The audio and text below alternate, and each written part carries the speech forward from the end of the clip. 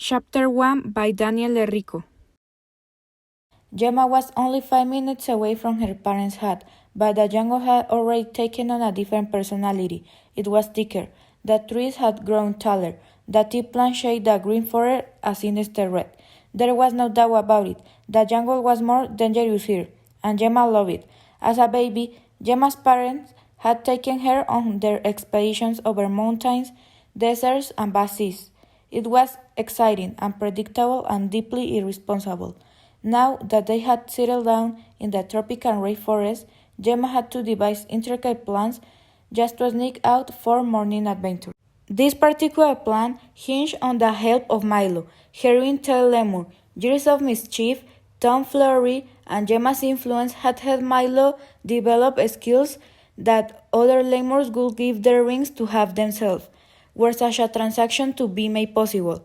And on this morning, Milo was lying in Gemma's bed, wearing a wig made of straw, the same sandy blonde color as Gemma's hair.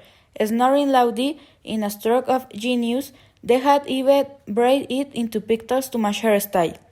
They tried adding a pair of her old glasses, but that kept sliding down his face, given that she had a human-sized head and he was irreparable lemur size. I swear her snoring is getting worse and worse, said Gemma's dad from the breakfast table sipping on a warm tea. Gemma's mom raised an eyebrow from across her book. It doesn't even sound human, he continued. You are exaggerating a little, don't you think, dear? Gemma's mom said. But he was not, and had either of them walked one room over to check on their daughter, they may have shouted and woke up a little, groggy primer with straw pigtails. A short walk away, Gemma brushed past a prickly bush and followed a small break in the twist liana vines. She came to a wall of leaf and grew excited at the sound of movement ahead. She often felt like she could sense when adventure was near. In fact, she felt it almost every single day, and for the past years she had been wrong roughly every single time. So despite the eagerness to find something remarkable, her shock was genuine when she brushed the leaf aside. In a small clearing no larger than a rock pound was a black jaguar. She bravely, confidently froze. As she rubbed the condensation from her glasses, Gemma spotted a small mammal under the jaguar's paw. Further rubbing led to further clarity, and she recognized the animal as a golden mole. Both rare and beautiful, a fear rushed in that, if she didn't act soon, the mole would be eaten and crushed under the jaguar's leg. Oh, Brambolet, she whispered, half thinking, half not at all thinking. Gemma reached into the brown satchel at her waist and found a small piece of sweat. Grabbed tightly inside was her favorite brass bell. It was a dental old gift from an even old grandma, and Gemma never left it behind when she ventured out. Normally, she reserved from it occasions that required making a lot of noise, but an emergency like this called for something much more risky. Stepping forward stealthily, Gemma used her other hand to free a tiny purple ribbon from her hair, turning her pigtails into a pigtail. She pressed the sweat against the belt tightly to make sure that it didn't attract any unwanted attention. A few paces ahead, and completely unaware of Gemma, the jaguar lifted his paw up for just a moment, then pinned the mole down again. Gemma allowed herself a quick and disappointing scowl, then focused on the task at hand. She opened the cowl and tied the ribbon around an opening in the brass bell. Then, with the delicacy of a snowflake on a silk napkin at afternoon tea with the queen, Gemma tied the other end of the ribbon in another knot. She slid backwards through the leaf and grabbed the closest suitable rock. As the jaguar leaned down with his teeth bared, Gemma tossed it towards the dense jungle to her left. Without a moment to spare, the jaguar lifted his head and whipped his body around, and that's when he heard a jingle, a strange, suspiciously close jingle. He whipped back the other way and heard the jingle again, but all he saw was jungle. He tried pulling around the clearing, looking for the source, but again saw only jungle. The jingles come faster, one after the other. The mole looked on in surprise as the frustration grew. Then, in the type of overreaction that jaguars are known for, he leapt into the deep brush next to him, looking for anything to attack. Gemma immediately rushing to grab the one golden mole and quickly hide behind the nearest tree. The jaguar ran back into the clearing and looked around with a vicious stare. As soon as he took another step, the bell which Gemma had fastened securely to his tail jingled again. Having lost his target and plagued by the mysterious jingle, the jaguar picked a direction almost at random and sheered deep into the tropical rainforest. When the jungles finally grew quiet, Gemma laid the golden mole down. Don't worry, he's gone, she said, patting its head softly, and he won't be sneaking up on anyone for a while, she added with a smile. The mole waved out a tiny giggle, then shot out its fur. It looked up at Gemma for a long moment, then scrunched its nose. Without a sound, it dug a hole in the soft air and dove down. Gemma watched it now as it wore its way out of sight at impressive speed. She pressed down to catch one last glimpse, but its little feet had disappeared in a flurry of dirt and dust. Gemma looked around, and she had maybe 10 minutes before her parents would try to wake her up and then find her missing. It was time to head back. Besides, she had found more than enough adventure for one day. Best for her to leave some for the other young explorer out there. Carefully listening for the jingle of her favorite bell, Gemma waved through the thick brush until it loosed and gave way to the path that she had personally made, stone by stone, over the better part of a year. She was almost to the hut when a small patch of dirt a few steps ahead of her started to move and shake. Approaching slowly, she leaned down and saw the furry face of the golden mole pop up to greet her. It scurried out of its hole and looked Gemma up and down. Gemma waved hello instinctively as a matter of manners and with no idea what else to do. The mole reached into the dirt, pulling out an instrument that Gemma had seen many times before. It was a dark blue compass. Set on a weird chain, Gemma grabbed it with two curious hands, turning it over and around to inspect. The compass itself was none older than her bell, she imagined, and built with much great care. Then she remembered herself that her bell was now a jaguar accessory and no longer hers at all. By the time she was done thinking, the mole had hopped back down its hole, leaving the compass behind. Gemma decided then and there that golden moles were strange creatures with strange habits. It worth noting, however, that this was an unfair generalization and would only serve her poorly. Later that day, Gemma sat at the kitchen table and watched her parents rush around the hut. The compass was hanging around her neck and noticed she had never seen them so animated as they carried their belongings and shouted out questions and commands to each other. It was on these days that they had revealed they be going away on a trip of indeterminate length. Without her, Malo looked up at Gemma and cocked his head to the side. She patted her shoulder, the signal that it was okay for him to climb up and sit. Deftly he swung up her torso and rest. Most times he would grab only his tail around her neck, but today was different. He had her whole head with every limb he had. Gemma, said her mom, come and take a walk with me to the waterfall. I have something to tell you. Chapter 2 Croquet 15 years later, Gemma was standing at the helm of the Mystic Reed. The sun lit up a bright blue midday sky. The salt water sprayed her glasses with every dip of the bow. After years of sailing the open ocean, she found it refreshing. Milo, being a land mammal in both nature and disposition, found it annoying. He had resigned himself to the squawks of seagulls, the smell of barnacles, and the fact that every single thing on their boat was constantly wet.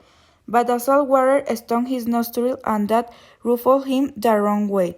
He had no choice, though on such an important mission, but to brave the onslaught. From atop Gemma's shoulder and help with their search. Gemma peered forward over the right side of the boat, which is called the starboard, as her uncle had told her soon after her parents left. Then she peered over the left side of the boat, which is called the port.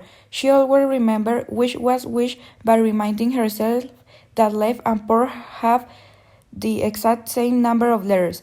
Starboard and right have an extraordinary different number of letters, and therefore were not part of her memorizing technique. I don't see anything, Milo, she said with a frown, wiping her glasses clean. They were speckled with salt water again by the time she spoke again. The sea merchant told us that Forget Island will be right here, she exclaimed. Milo grabbed his tail around her neck and slid it down to point to the dark blue compass still hanging around her neck. Sling rust, but over waist intact. She opened up the cover and taped the glass. There was a jagged silver needle lying lifeless inside, just as it always did. Gemma looked down and sighed. You know that things doesn't work. It can't tell it's from west or from down. I need to remember exactly what the merchant said. She began to mumble. Across the mossy channel, due south of Hard Mountain, 3 days onward. Oh, what's the use? Milo leapt onto the steering wheel as Gemma walked back to the stern of the boat and looked out across the water. It's called the Forgotten Island for a reason. It lost to the war. Her hand instinctively gripped the railing as the boat shook and shimmied. It slowed to a stop without seconds. She spun her head around to see Milo with his hands and tail in the air. This was often his pose when he wanted to make it clear that what had happened was not his fault. It was almost just as often that case that it was. Gemma looked over the side rail again and saw a dark patch of land that had been there at last glance. It was a small oval island. They had round aground. Milo hopped down from the steering wheel and swung over the sides of the boat. Gemma's feet found the wooden rungs on the Jacob's ladder and stepped down to the thin shoreline. She bent and grabbed a handful of sand. It was blue, a deep blue, and dark green as well. Mixed together, it was the exact color of the ocean. Remarkable, she said, looking around. This must be the Forgotten Island, Milo. Less impressed, Milo grabbed a fallen coconut from the ground and started pouring it on a nearby stone. The coconut tree it came from was one of only 3 trees on the island. The second was a slim large coconut tree with equal or better quality and sized coconuts. The third was significantly smaller than the first two, did not grow any coconut and was not a coconut tree. Apart from the trees, Gemma spotted a simple hut, with a front that shed roof covered on all sides by vines. Next to it was the entrance to a small cave handmade from brown stones. Milo took a victorious blow, splitting the coconut in two. He turned the water inside, grating them, offered Gemma the other half as a snack. Thanks anyway, Milo, she said. I'd rather go check out the hut.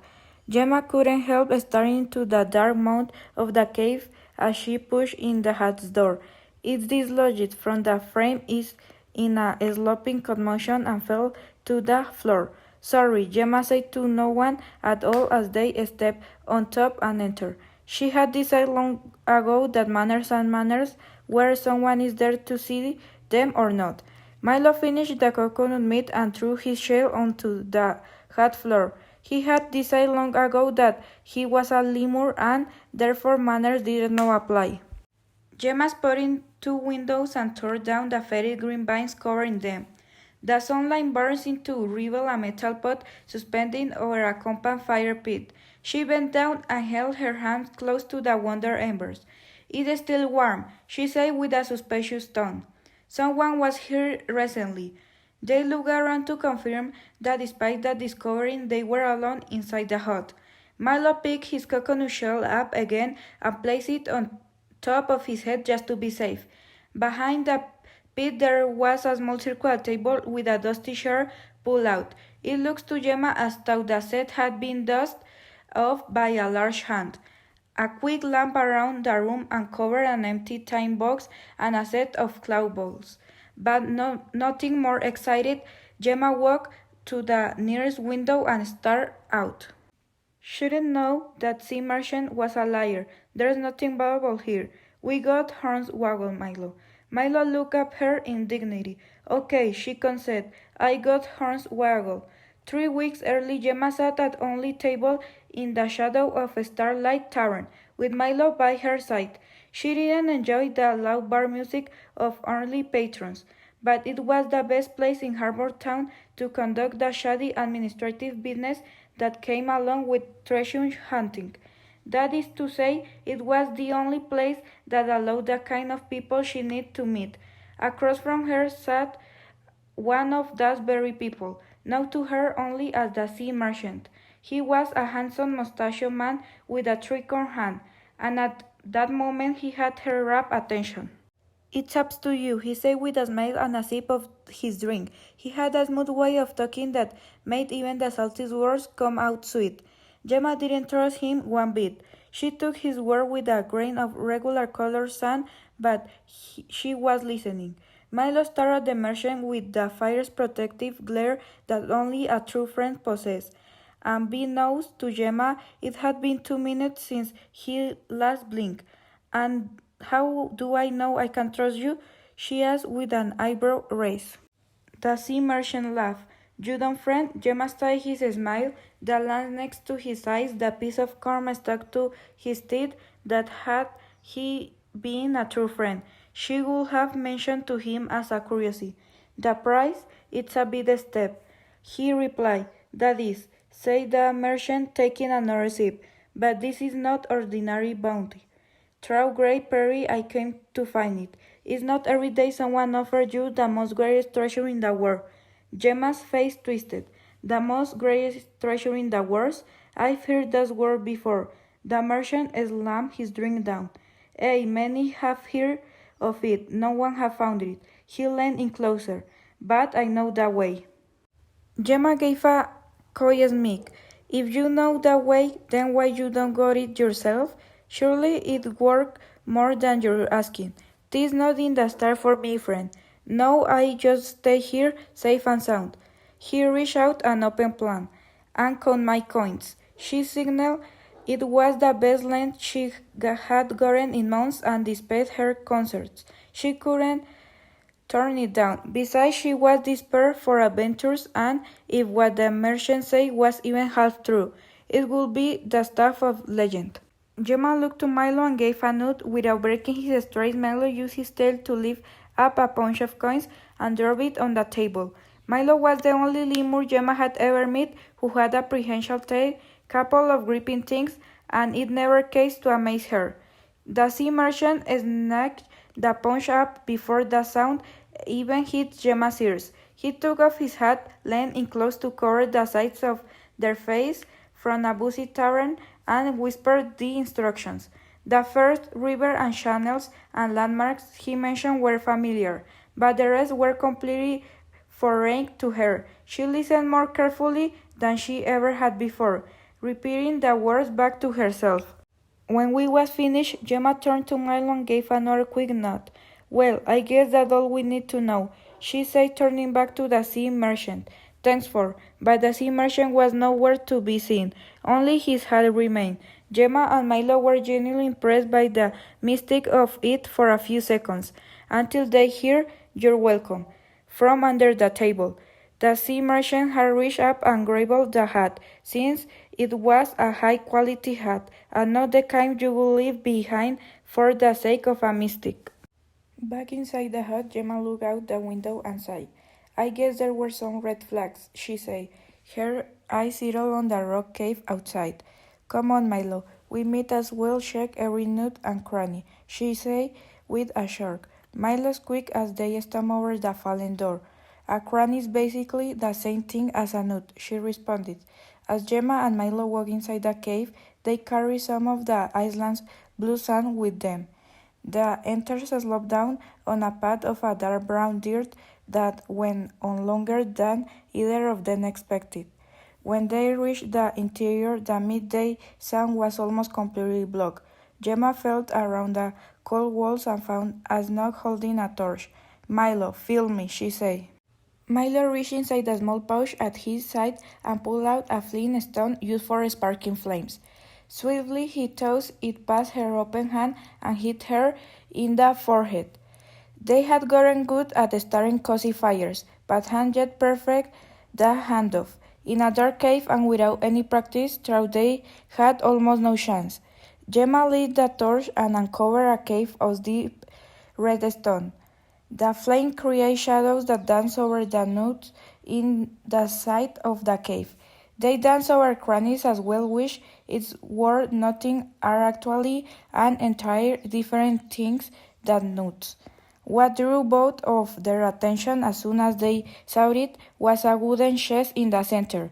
As they walked forward, its gold trim and look shimmer in the light. With each approaching step, Gemma noticed a peculiar thing start to happen. From around her neck, the compass began to shake. She stopped to raise it over her head and opened the top. The jagged silver needle was vibrating loudly. Testing a theory, she took a step forward, and the radius increased until it filled the room. It's never done this before, she said. Milo looked up at her with wide yellow eyes.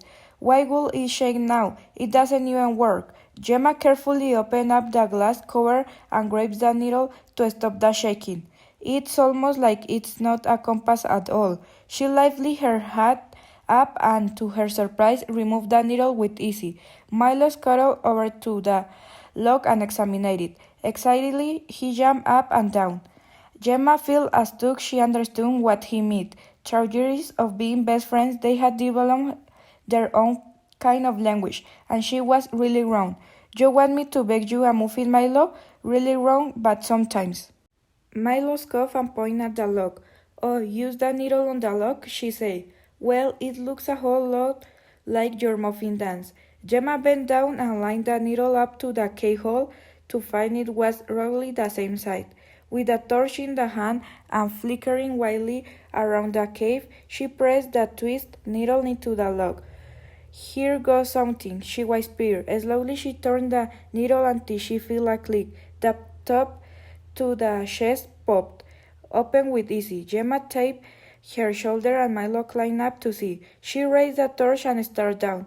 Inside she was her own face and Milo's, disturbed by a blank of ribs. It was water, dark, ancient water, and in the center, floating with a calmness, was a tiny boat. Gemma had less than a moment to study it before she heard a familiar sound, one she had not heard for many years.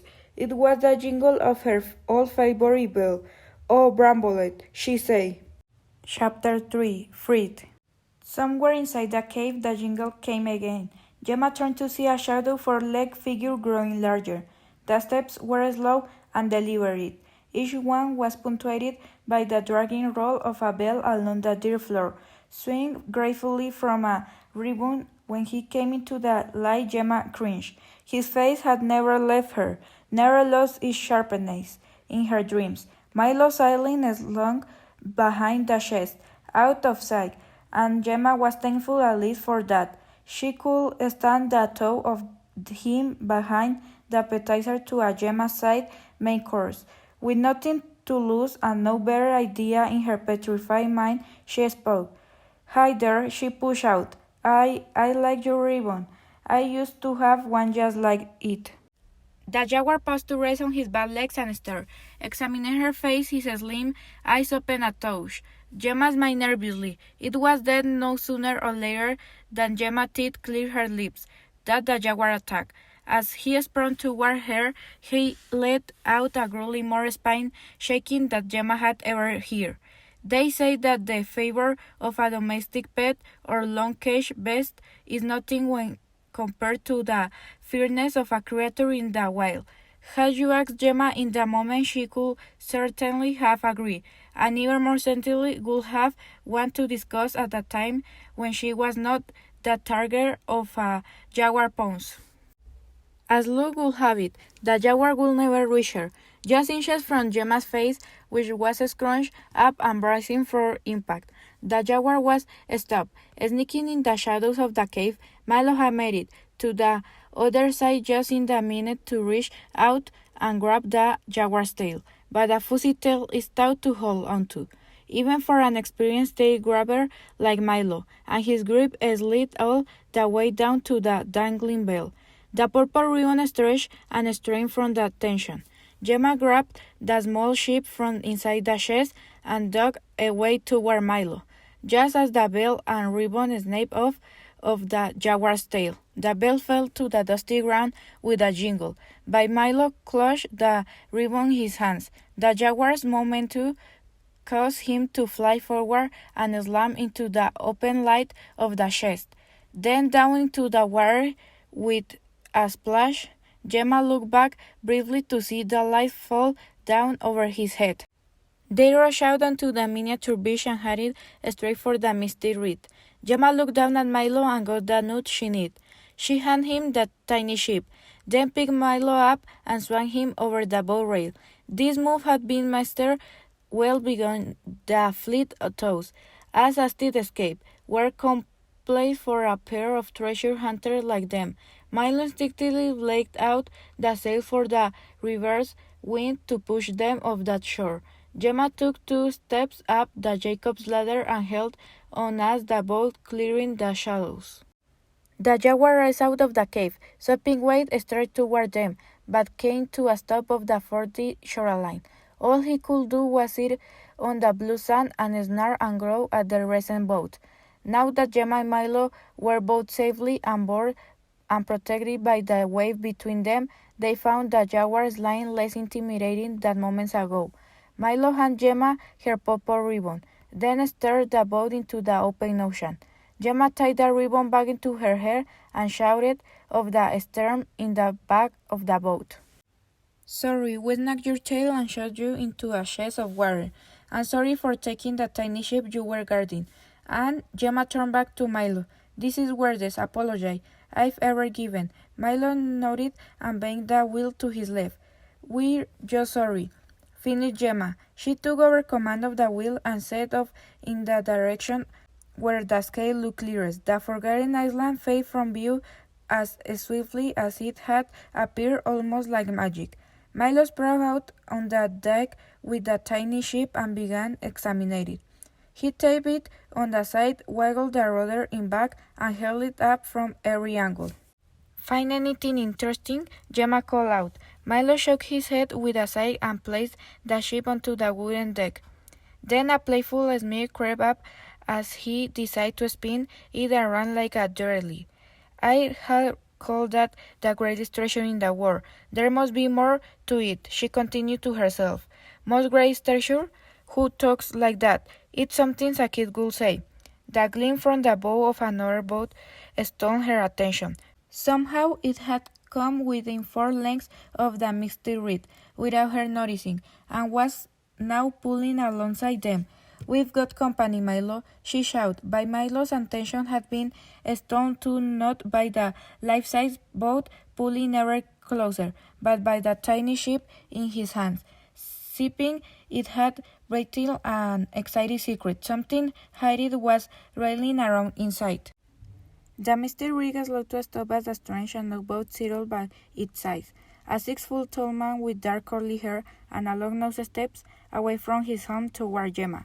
"Ahoy," he said over the railing of his old, wonky boat. It was filled with so many knickknacks and trinkets that it looked like a giant had picked up a dozen different shops and shaken their contents on board.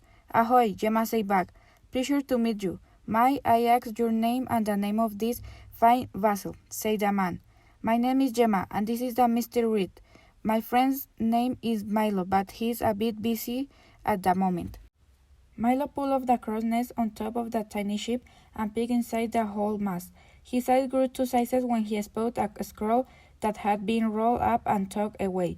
Using his lemur fingers, he clawed at it, tongue sticking out in concentration. "And you?" she asked back. The man proudly stepped aside to show the full span of his boat. "This here is the Dusty Rose basket," he said with a smile. Gemma looked confused. "Do you mean Dusty Rose bucket? Bucket? This isn't bucket, it's a boat." He snapped back. "I'm sorry," said Gemma. "I just thought." Milo pulled the skirt from the ship and let out a sickle of delight. Finally taking notice of the dusty rose basket and his general surrounding, he had it behind his back and joined Gemma. "We tow run," added the man still stinging for the question. "It won't happen again," Gemma replied with curiosity. "Charles. My name is Charles Bucket.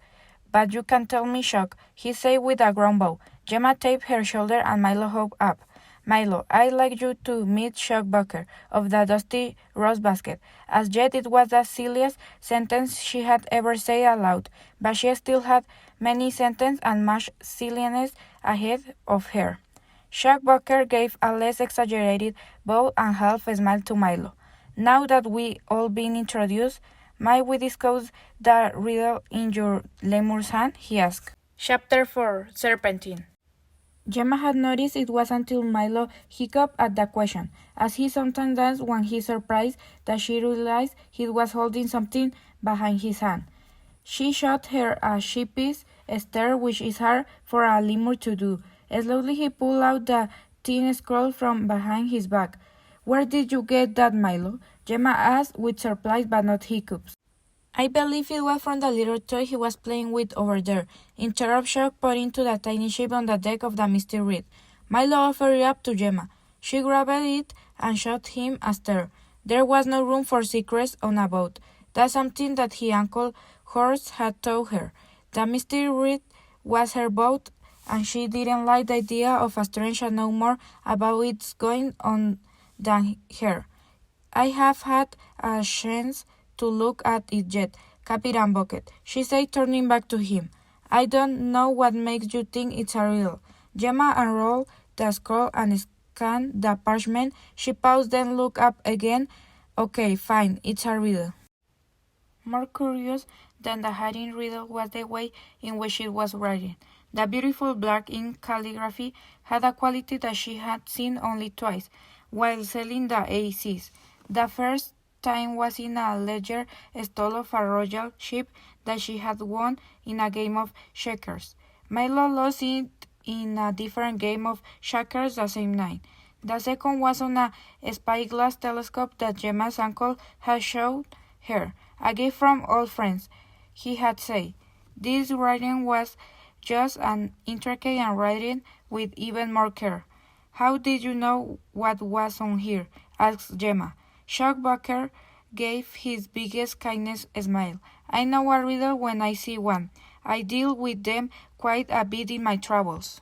Gemma pondered this for a moment. She had known some treasure hunters that trade riddles late into the night on a long journey. They did for entertainment, but also to test their wits. A few of the riddles were ancient and well done, the kind of riddles that some children could answer proudly, but sometimes a sailor would come from a distant land with a riddle that was yet untold. Gemma liked the idea that the world still held secret riddles waiting to be solved, and suspected that Captain Shock Bucker had uncovered a great many in his work. "So let's have it," he added. He leaned in close and stuck his ear out toward her. Gemma read the scroll aloud. "In a small pond I was a small fish. Now is the time to grant my wish." She read it loud a second time to be sure.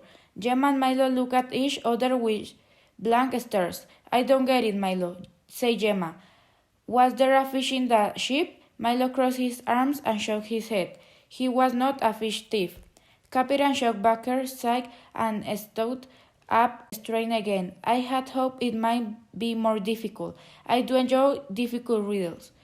"You mean you know the answer?" Gemma asked with surprise. "Indeed I do," he replied. There was a great pause. "So will you tell us?" Spit it out, Gemma. Captain Bucket stroked his chin and thought for a moment. "I might," he said. "I might."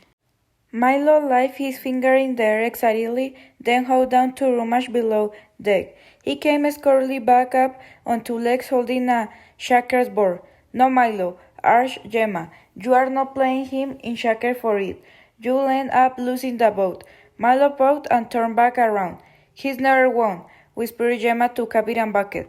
"And I don't mean that as an exaggeration. I mean not a single time. And he played the chicken twice."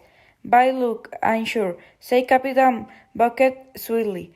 Then his eyes lighted up as if an idea had just struck him.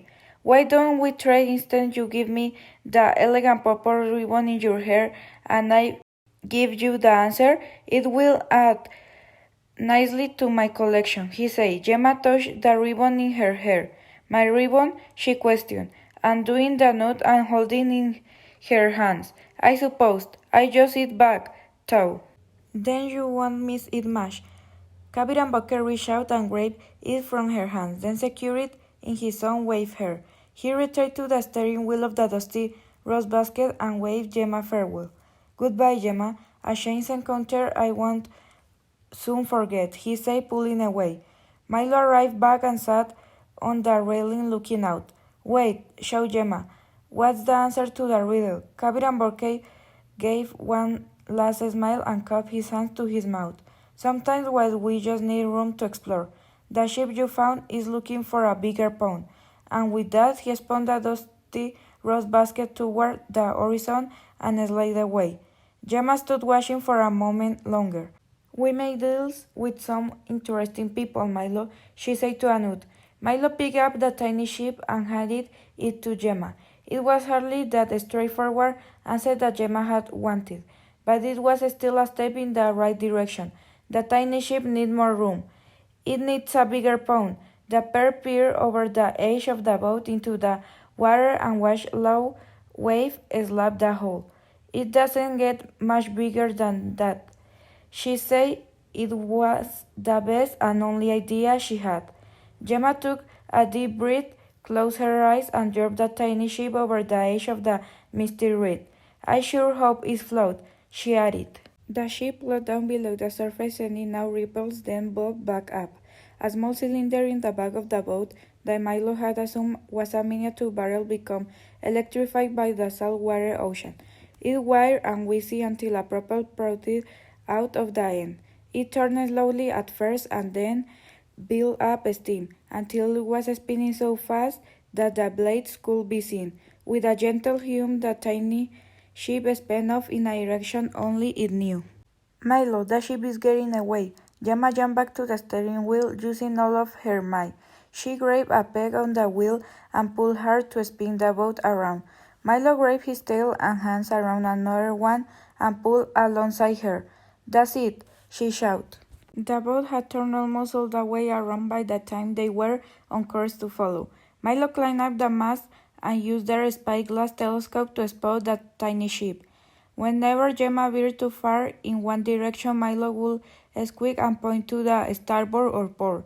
The misty reed had a great sight advantage over the tiny ship that it was tailing. However, a sailboat is at whim of the wind and must at times take a more indirect route to get where it's going.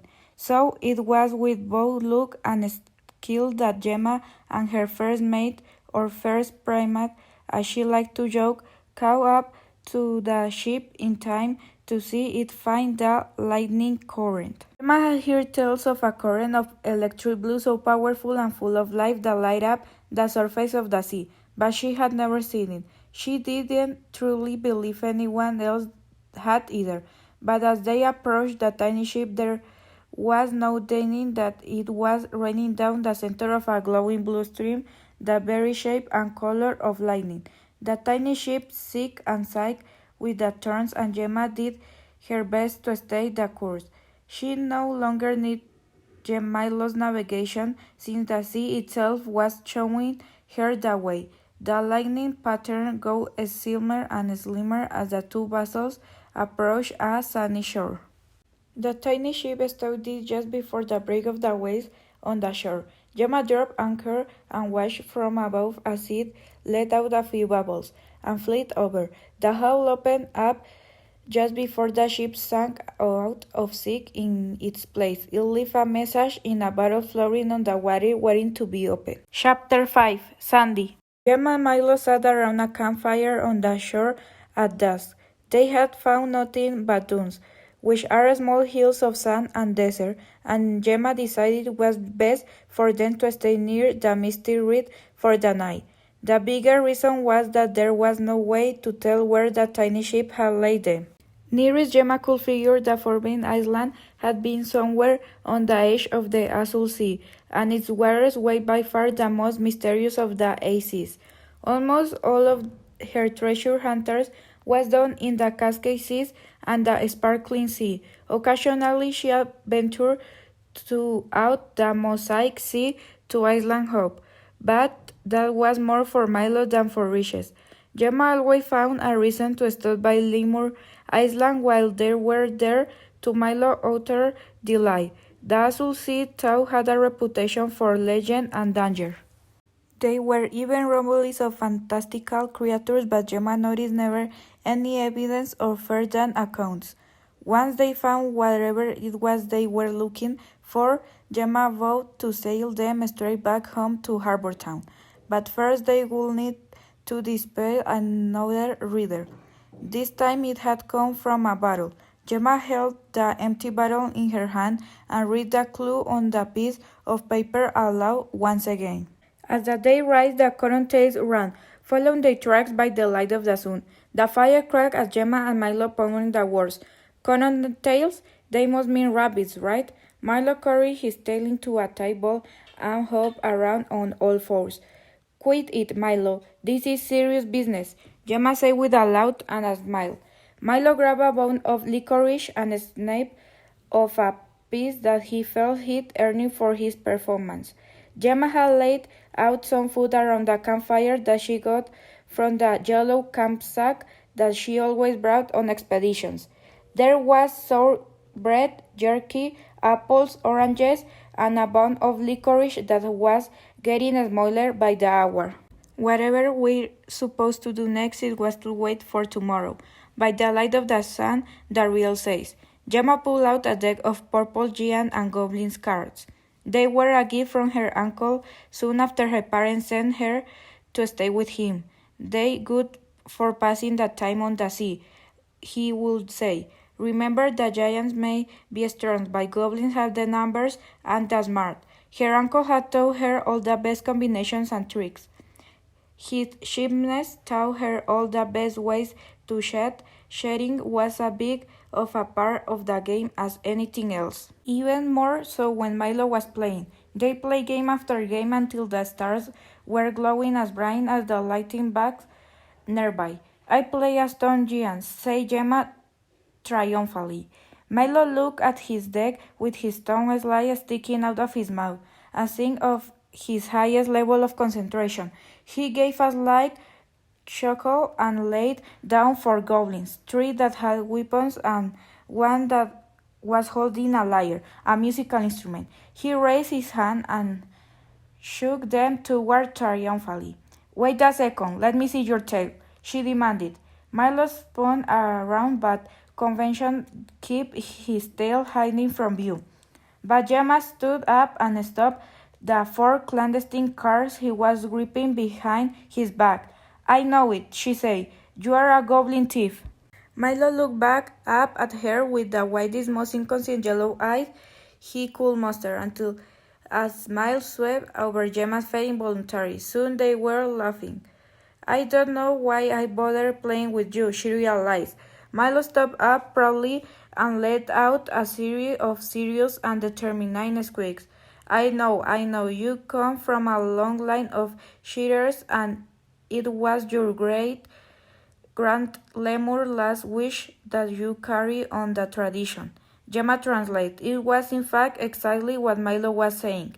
Gemma lay back into a piece of dry wood and looked up at the moon full in the sky. She tapped her side and Milo nodded to accept, snuggling in next to her. What do you think it is, Milo? What's the most great statue in the world? Milo thought for a moment, then held up with a smile. He pointed to his tail with both hands and squeaked. Gemma smirked and then laid back down, dismissively. It is not a golden tail ringlet. Not everyone has a tail, you know. Milo scrunched and lay back down. Gemma didn't say, but there was more than one occasion when she had truly desperately wished she had a tail.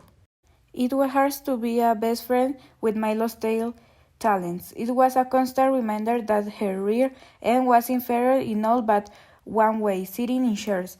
Milo had a difficult time finding a place for his tail. If a Jenny gave her the chance to grow one, she could have taken it, although it would have meant find a Jenny with very specific set of powers, and then it would mean a lot of explaining being a human with a lemur-sized tail for the rest of her life. These were the thoughts that carried Gemma off to sleep that night. a tale-obsessed Jenny, and a lifetime of arguments with pants markers. It was the sound or Milo's snoring that woke Gemma up, but the low trampling rumble of a stamp, the vibration rocked her awake and caused her eyes to open through heavy blinks. A cloud of sand was approaching their camp. Wake up, Milo, it's I don't know what is it, Gemma yelled. Milo sat upright and rubbed his eyes. A piece of licorice still hung from his lips as he looked around. He was just in time to see a blur of ears and feet and tails storming into the center of their campsite. They were moving in a speedy, rigid formation. A hard and sharp turn toward the desert led them straight over the sand dunes, out of sight. There was no mistaking it. These were cottontailed rabbits, just as Gemma had expected, but she had not expected what they found in the rabbit's wake. Milo stuffed the dangling licorice into his mouth as they stared at the bare ground with not a speck of food left. Chapter 6 Spiced. After them, Gemma. The pack of cotton-tailed rabbits had cleared the beach and hurried into the desert. Milo grabbed the sack of the sunny shore and handed it to Gemma. They followed after the rabbits, kicking up swirls of sand like a tornado in a field of flowers. Running with all the speed they could muster, Gemma and Milo kept up for the better part of an hour. Under the blistering sun, it was getting hard and hard to keep at their pace. The rabbits, it seemed, were a bit more adept than them at desert springs, whether they want to admit it or not. As the sun hit the middle of the sky, the shades brought them all to a small desert oasis with palm trees, green plants, and a small freshwater pond. Am I seeing things, Milo? Asked Gemma, out of breath and so hot that her hair seemed to be sweating. Milo, with eyes and rolling grin, told her that she wasn't. No time to stop, she panted. We need to catch those rabbits. Milo let out a disappointed squeak, but pressed on. The rabbits tore through the oasis without a second thought and continued to the large dunes. When Gemma and Milo took the same path and came to the top of a dune, the rabbits were gone. All they saw were round upon row of sand dunes. They could go anywhere, said Gemma. Those dunes make it impossible to see. Milo raised his finger to make a point and then flopped back onto the sand. Milo, are you okay? She asked. Milo didn't answer. Do you want to go to the oasis? She asked. Milo didn't move. Do you want me to carry you to the oasis? She asked. Milo lifted his head and nodded with a smile. Gemma picked him up and they made their way back down the dune straight toward the oasis pond. The shade from the palm trees gave them immediately relief from the sun overhead as they lay down by the pond next to each other. There were a dozen bushes and patches of uneven grass around the rim of the water. It felt cool and soft beneath their heads. It was the first moment of rest they had since waking up, and it felt better than good and wouldn't than great to not be running. How are we going to catch those rabbits? Gemma asked. Instead of answering, Milo rolled over into the pond and slurping up as much water as he could. Yeah, I guess we can figure it out tomorrow, she said, but Milo didn't hear her because he was busy doing the backstroke. The night under a sky filled with stars, they sat around a new fire and got ready for sleep. The water had rejuvenated them, but their food supply was dwindling after the rambunctious rabbits had robbed them. This night fast was smaller than the last, but they were happy to have it. As Milo quivered on a licorice stick, Gemma laid her head on a particularly comfortable patch of onion grass. So what do you really think the most greatest treasure in the world will be? She asked him. Milo hopped up and trailed his fingers around his tail from top to bottom with a series of squeaks. It is not a diamond-tailed sparrow, Milo. Not everything has to do with your tail, she replied. Milo shocked to himself and lay down next to her. They stared up at the night sky and got lost in the sparkles patterns above them. "They're beautiful, aren't they?" she said. Milo nodded happily.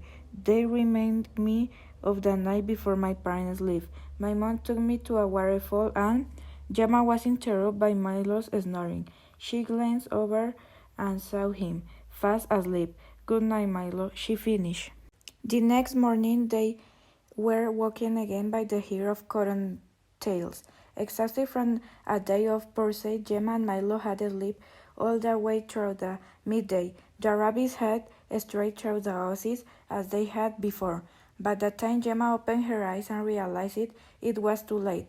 Gemma had left their food out again, and the rabbits were devouring it as they passed. "No, shoo, get out here," she yelled, sitting up and reaching toward them. They were gone before she got to her feet. Gemma grabbed her bag and ran to the top of the dune. Just like before, the rabbits were gone. More gone even. It had taken Gemma longer to climb the dune in her sleeping state. Milo had impressively not even woken up. "They're gone again," she said, as Milo rubbed his eyes open.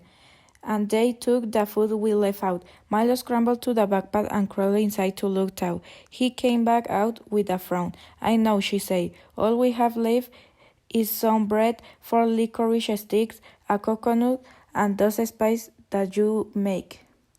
Gemma stopped. "Milo, I think I have an idea. Tomorrow when they come back, you and I are going to be ready," she said with a grin. Milo grinned too, not because he knew the plan, but because he liked when Gemma grinned.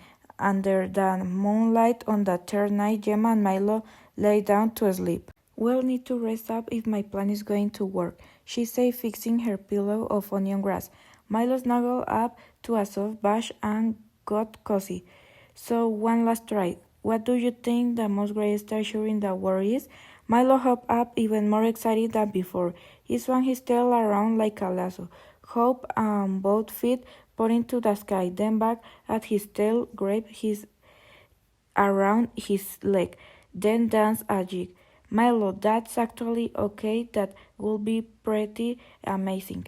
Milo lay down and fell asleep with a smile on his face.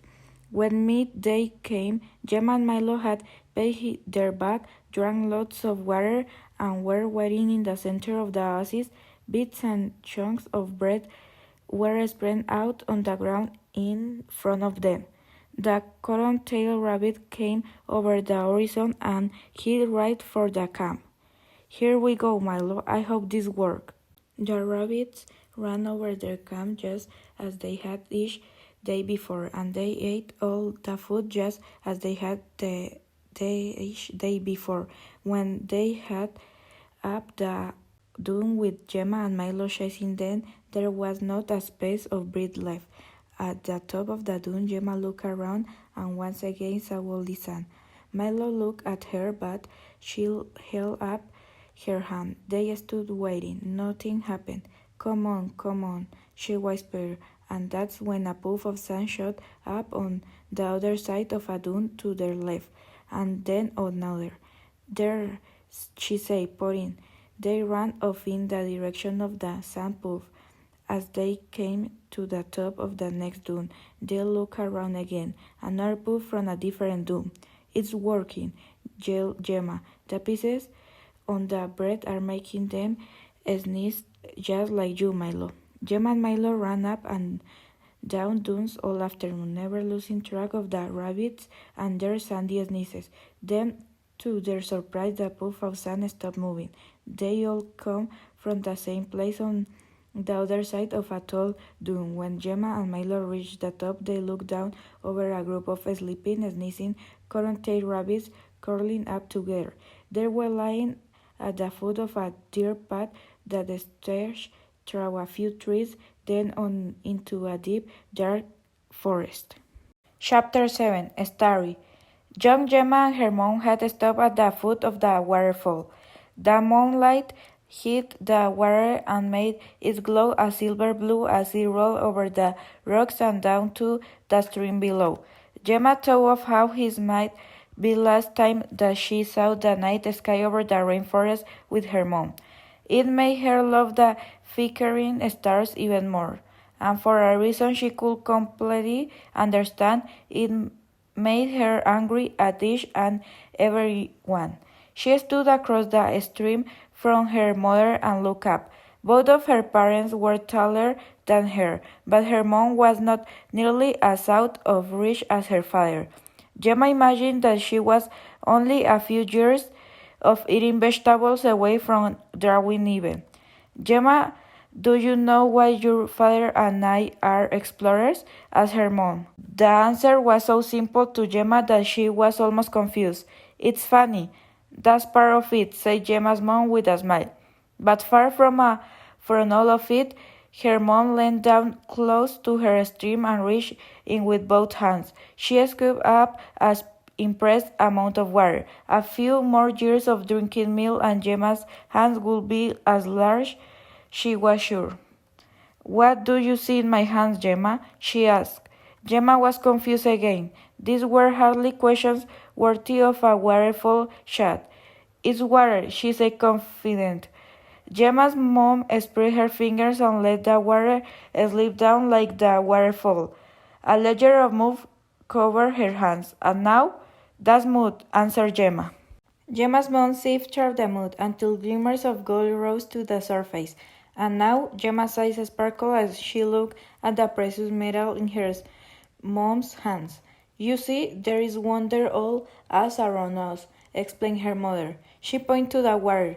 In the sea, she slipped the mud into Gemma's hands, making her loud.